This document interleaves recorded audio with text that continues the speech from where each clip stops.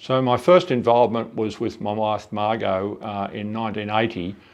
We accommodated a 20-year-old girl from Laos who came as a refugee direct from a Thai refugee camp, and that was part of a very good experience of Australia welcoming refugees at that time.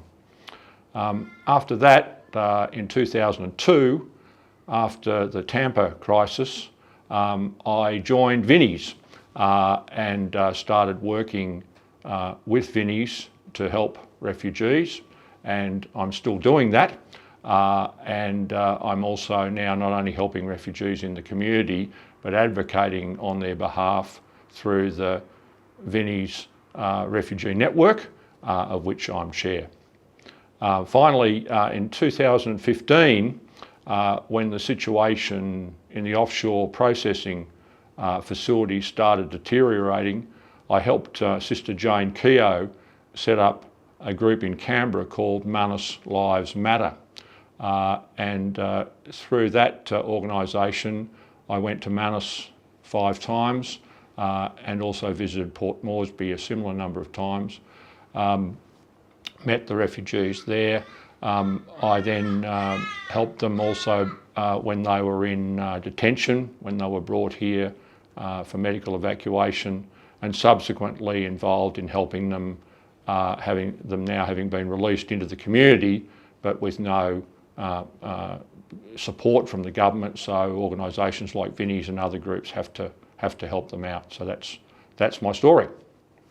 So it's my faith and my commitment to social justice, and in particular the answers Jesus gave to 2 questions from people like us. The first one, who is my neighbour? And the second one, when I saw you as a stranger and in prison, when did I not help you? In 1980, in particular after the Vietnam War, I was motivated to help Indo-Chinese refugees because we'd fought that war to protect them. In 2015, I felt that what had happened in the offshore detention centres was so bad that I felt moved to just have to do something about that. Well, the first thing I've learnt is how terrible the treatment of refugees has been in Manus, and which I had first-hand experience of, and the trauma that that's resulted in for those people. The second thing I've learnt is about the terrible trauma that many refugees who've been here for nearly a decade continue to experience because they can't get a permanent visa, they're still on temporary visas, and they can't reunite with their families.